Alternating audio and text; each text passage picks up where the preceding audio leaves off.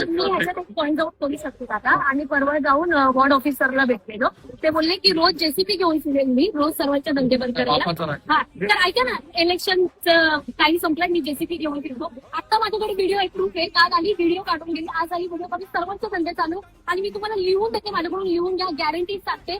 हे जे इथे जे धंदे लावतात 30 वर्षापासून लावतात, 40 वर्षापासून लावतात, रोज लावेल. हे बोलले ना 150 मीटरच्या आत आहे, 150 मीटरच्या आत सिलेंडर नाही, रोज दिसेल दादा तुम्हाला. रोज मी कसं येऊन मी इथे रोज कंप्लेंट टाकू दादा, रोज कसं येऊन कंप्लेंट टाकू?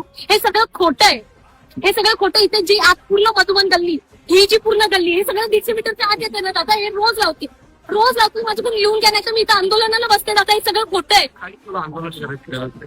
मी जेवढं सांगतो तेवढी सोपी प्रोसेस.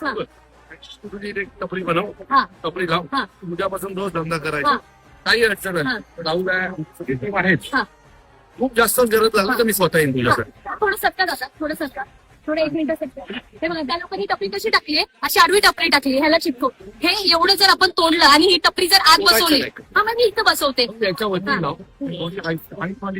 ओके, त्याच्यावरती लाव आणि एक माणूस इथं द्यायला ठेव. ठीक आहे, त्यांच्या कुठल्याही प्रॉपर्टीला हात लावायचा नाही, कुठलीही प्रॉपर्टी तोडायची नाही. जी आहे आता हा एवढा पॅच तर बिनकामाचा आहे, बरोबर आहे. बरोबर, एवढा पॅच मध्ये कशी काय बसवता येईल तेवढी बसवली. ठीक आहे, चालेल. बाकी आयुक्तांची साहेब बोलतो. ठीक आहे, चालेल जाऊ. चालेल. लढायचं नाही, रडून व्हिडिओ करायचे नाहीत. मराठी माणूस रडत नाही, त्यामुळे बिंदास रडायचं नाही. कोणी आलं आपल्या टीमला बोलव, हे सगळे तुझ्या सोबत आहेत. तरी काही अडचण सॉल्व्ह होत नाही असं वाटतं तर मला फोन करा, तर मला ठाण्यावर यायला अर्धा तास लागेल. अर्धा तास येईल. त्याच्या पुढे मला तुझा एकही रडतानाचा व्हिडिओ आला नाही पाहिजे.